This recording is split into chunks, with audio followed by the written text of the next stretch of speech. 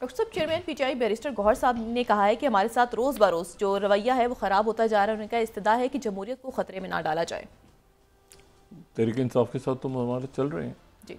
और लेकिन जो मुल्क की ओवरऑल जो पाकिस्तान की अंदरूनी सियासत है जिस पे बात मैं नहीं करता काफ़ी तवील अरसे से, मेरे ख्याल से 2-4 दिन के अंदर ये ज़रा मुल्क की सियासत किस तरफ जा रही है उसके ऊपर मैं तज़किया दूंगा, थोड़ी सी क्लैरिटी आ जाए। अभी तो देखें ना, कल जैसे 5 तारीख जी।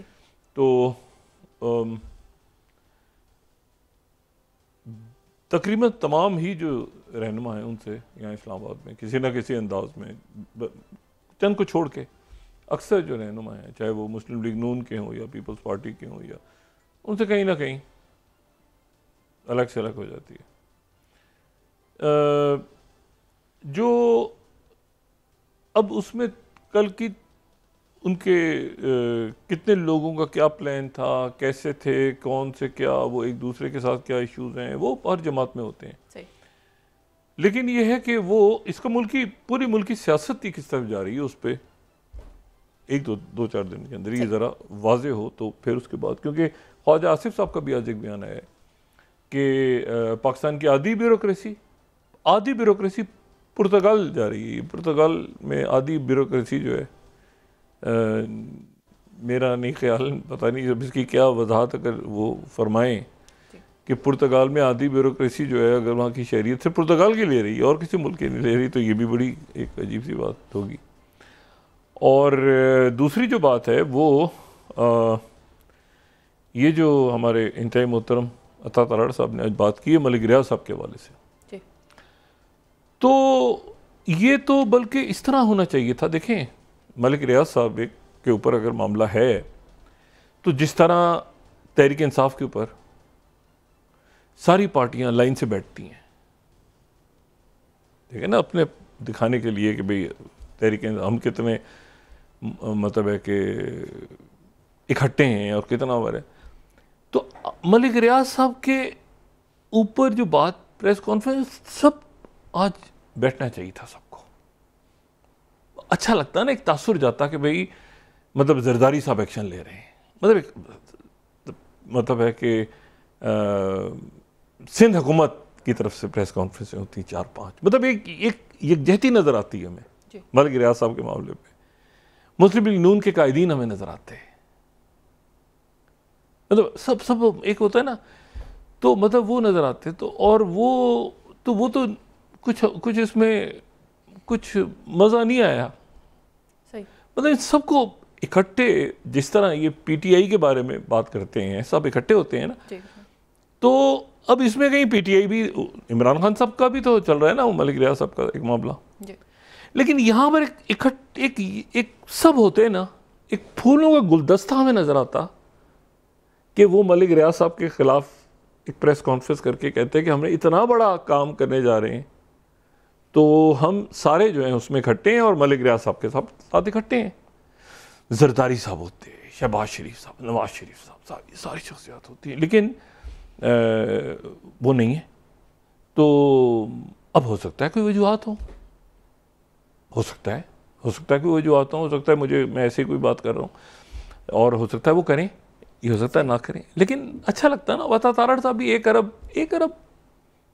1 अरब की मनी लॉन्ड्रिंग मतलब है कि अच्छा 1 अरब की मनी लॉन्ड्रिंग हुई है पाकिस्तान से। अच्छा, तो ये अगले चंद दिनों में, और फिर उन्होंने ख्वाजा आसिफ साहब ने बात क्यों की है, ये बड़ी इंपॉर्टेंट बात है। फिर उन्होंने कहा कोई वर्क नामी शख्स है जो ये करता है, उनके पास होता है डिटेल्स, डेटा हो, लेकिन एक मुल्क में और 50% ब्यूरोक्रेसी, तो फिर ये थोड़ी सी जो है, ख्वाजा आसिफ साहब इंसाइडर हैं, पुराने पॉलिटिशियन है, मैं उनकी बात को चैलेंज नहीं कर रहा, लेकिन मुझे कुछ इसमें जो होता है कि सिर्फ पुर्तगाल में क्यों, बाकी मुल्कों में क्यों नहीं, तो ये ज़रा इसमें क्लैरिटी ज़रा आ जाए चंद दिनों में, तो हम जो है वो देखेंगे कि कैसे मामला आगे किस तरफ जा रहे हैं। रियासत के अलग हैं और हुकूमत के अरेंजमेंट के अलग हैं। दूसरी जो बात है वो ये है कि तेज़ी के साथ वाक़यात हो रहे हैं, और इतनी कशीदगी इस वक्त फैली हुई है पूरे ख़ित्ते और पूरी दुनिया में कि यानी एक ऑर्डर गिर रहा है ना, तो एक ऑर्डर गिर रहा है, पॉलिटिकल ऑर्डर्स गिर रहे हैं, ऑर्डर्स गिर रहे हैं, तो वो तो कशीदगी है और पैनिक है।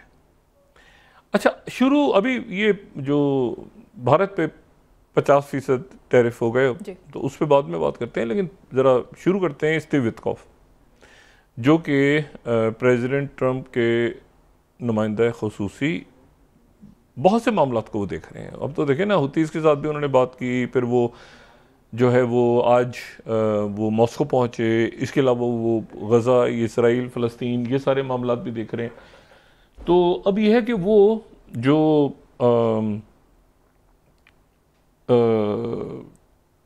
स्टीव विटकॉफ जो हैं वो पहुँचे मॉस्को। अच्छा, मॉस्को पहुँचने के बाद उनकी पहले तो एक तस्वीर वहाँ से मॉस्को से किरिल दिमित्रीव के साथ जो है वो रिलीज़ हुई। अच्छा, किरिल दिमित्रीव जो हैं उनके साथ एक उनकी तस्वीर जो है वो रिलीज़ हुई, और वो जाहिर है कि एक बड़े करीबी दोस्त हैं स्टीव विटकॉफ के, और प्रेसिडेंट ट्रंप के भी करीबी दोस्त हैं। अच्छा, ये वही हैं जो कि रशिया की इन्वेस्टमेंट, जो रशिया का इन्वेस्टमेंट फंड है, उसके ये सरबराह हैं। ये पड़े अमेरिका में, पैदा कीव में हुए थे, मतलब इनकी ये बड़े ज़बरदस्त, और प्रेसिडेंट पुतिन के बहुत करीब हैं, और प्रेसिडेंट ट्रंप से भी इनकी दोस्ती जो है ये 2016 के बाद बहुत ज़्यादा हो गई। अच्छा, और हार्वर्ड और बाकी, फिर ये उधर जो है वो इन्होंने वॉल स्ट्रीट पे भी काम किया, काफ़ी वहाँ पे अच्छी पोजीशन पे, फिर ये छोड़ के जो है वो 2011 में वापस आ गए रशिया, और रशिया में आके फिर रशिया का जो इन्वेस्टमेंट फंड है उसमें से इन्होंने काम शुरू किया। और ये प्रेसिडेंट, अच्छा, अब इनका जो इनके ताल्लुकात बड़े हैं, एक तो अमेरिका में इनके ताल्लुकात हैं, ज़ाहिर है वहाँ पे ये रहे, और दूसरा ये है कि इनके अरब ममालिक में बड़े ताल्लुकात हैं, बल्कि ओपेक प्लस जो बनी उसमें इनका बड़ा रोल रहा। ठीक है, ये जो हमें स्टीव विटकॉफ के साथ आज नज़र आ रहे हैं, किरिल दिमित्रीव।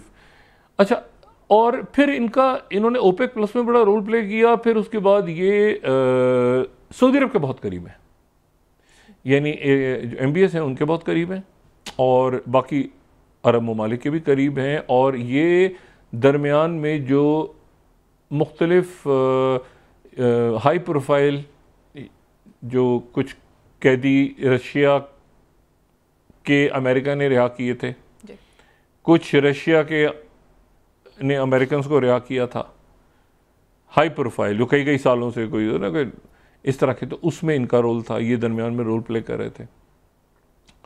और तो ये इन्होंने स्टीव विटकॉफ को रिसीव किया, और फिर ये स्टीव विटकॉफ को एयरपोर्ट पे भी रिसीव किया, फिर ये प्रेसिडेंट पुतिन से स्टीव विटकॉफ की मुलाकात हुई, और फिर वो मुलाकात जो है वो मतलब है कि वो ख़त्म हो गई। लेकिन इस मुलाकात से में जो है वो एक बात गालिबन रशिया की तरफ से की गई, मतलब इसका कोई ऐसा मतलब एक अंदाज़ा लगाया जा सकता है, जो यूक्रेन में और बाकी जगहों से बात आ रही, वो एक जगह से बात हुई कि ये फ़ज़ाई हमले जो हैं यूक्रेन पे, वो कुछ अर्से के लिए ख़त्म हो सकते हैं, मतलब, लेकिन ये मुकम्मल जंगबंदी नहीं हो सकती जब तक सारी कंडीशंस के ऊपर यूक्रेन अमल दरामद ना करे, तो उस वक्त तक कंप्लीट सीज़फायर नहीं हो सकता। तो ये मैसेज वो लेके गए, लेकिन साथ ही इस मुलाकात को कंस्ट्रक्टिव कहा क्रेमलिन की तरफ से, और बहुत अच्छे अंदाज में स्टीव विटकॉफ को खुशामदीद भी कहा गया, और अच्छा उनका, लेकिन वो प्रेसिडेंट पुतिन जो है वो अपनी जगह से, जो उनकी पोजीशन है, वो उस पोजीशन से बिल्कुल भी पीछे नहीं हटे। हाँ, उन्होंने ये ज़रूर कहा कि फ़िज़ाई जो हमले हो रहे हैं, ग्राउंड ट्रूप्स हमारी मूव करती रहेंगी, जहाँ पर भी यूक्रेन में हम एक एरियल पॉज दे सकते हैं, कुछ घंटों का, कुछ दिनों का, जब तक ये बात आ गई। तो बात बनी नहीं। सही। अच्छा, लेकिन बात बनी नहीं, लेकिन बात थोड़ी सी कहीं बन भी गई, और बन इसलिए गई है कि प्रेसिडेंट ट्रंप जो हैं वो एक और, अभी तक तो देखें प्रेसिडेंट ट्रंप ये कह रहे हैं कि मैंने 2 मुल्कों के दरमियान सीज़फायर करवाया, और एक तो पाकिस्तान और इंडिया के दरमियान न्यूक्लियर वॉर, उन्होंने कहा कि मैंने, मतलब मोदी जी को ख़ास तौर पे मैसेज किया कि भाई और फिर उन्होंने ये कह दी, ये प्रेसिडेंट ट्रम्प ने कहा कि 5-6 जहाज गिर गए, ये प्रेसिडेंट ट्रम्प का कहना है, ये अब कोई मतलब ऐसे ही बात नहीं है, और प्रेसिडेंट ट्रम्प ने कहा है कि 5-6 जहाज इंडिया के गिर गए। अच्छा, उसके बाद जो है वो एक तो उन्होंने ये कि इस जंगबंदी का उन्होंने क्रेडिट वो ले रहे हैं मुसलसल। अभी जो टैरिफ आयद हुए हैं उस पर बाद में बात करते हैं। और दूसरा जो है वो क्रेडिट ले रहे हैं कि कॉन्गो और रवांडा के दरमियान उन्होंने सीज फायर करवाया। तीसरा वो जुम्मे को एक बहुत अहम मुआहदा करवाने जा रहे हैं, और ये मुआहदा जो है, ये मुआहदा ये जो आज़रबाईजान के जो अलीयव, जो हमारा बिल्कुल ब्रादर मुल्क है आज़रबाईजान, बहुत हमारे तो उनसे स्ट्रेटेजिक ताल्लुकात हैं आज़रबाईजान से। आज़रबाईजान के सदर से वो प्रेसिडेंट ट्रम्प जुमे को मुलाकात कर रहे हैं, लेकिन उसके साथ ही वो वाशिंगटन में होंगे। आज़रबाईजान के सदर, आज़रबाईजान के सदर जो हैं वो वाशिंगटन में होंगे, लेकिन उनकी जो मुलाकात प्रेसिडेंट ट्रम्प करवाने जा रहे हैं वो आर्मीनिया के पाशियान से करवाने जा रहे हैं।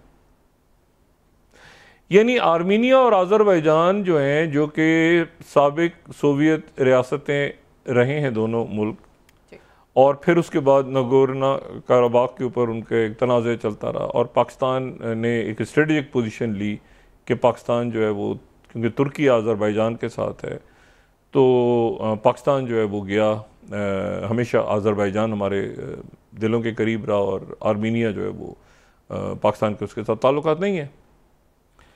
अब प्रेसिडेंट ट्रम्प जो है वो मुआहदा करवाने जा रहे हैं, अमन मुआहदा दोनों आर्मीनिया और आज़रबाईजान के दरमियान। ये काम तो प्रेसिडेंट पुतिन भी कर सकते थे, बड़ी आसानी से कर सकते थे। ये काम तो प्रीमियर शी जिनपिंग भी कर सकते थे। ये एरिया ऑफ इन्फ्लुएंस तो इधर का है ना, यहाँ का एरिया ऑफ इन्फ्लुएंस है ना भाई, आज़रबाईजान आर्मीनिया के दरमियान। इनकी मुलाकात होती रही इधर उधर, तुर्की में, इधर दाएं बाएं आगे पीछे सारे। तो वो जो है वो यूएई में भी मुलाकात हुई दोनों रहनुमाओं की, मगर वो बड़ा एक पुरानी हिस्टोरिकल एक है सिलसिला। तो वो आज़रबाईजान और यानी सोवियत रियासतें तो रहे, लेकिन यह है कि उससे हटके भी एक इनके, मैंने चूँकि इनकी वॉर देखी है तो चंद रुथलेस जो इस तरह की जो जंगें होती हैं उनमें से एक आज़रबाईजान और आर्मीनिया के दरमियान थी। तो एक वो मतलब है कि नगोर्नो कराबाख से हटके भी पुरानी एक हिस्ट्री है कौमों के दरमियान।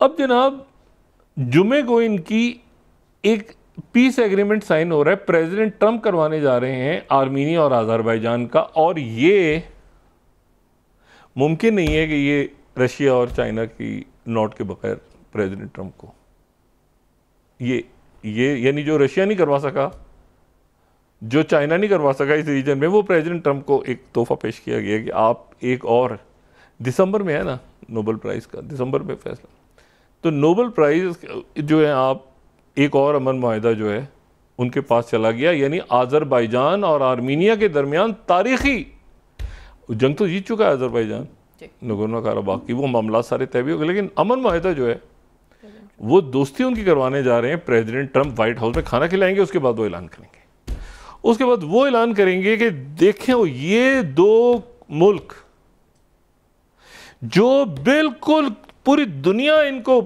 पिछले 40 सालों से इनके दरमियान अमन नहीं कायम कर सकती, कि वो मैंने करवा दिया। उसके बाद वाह वाह सुभान अल्लाह, मजीद नोबेल प्राइज।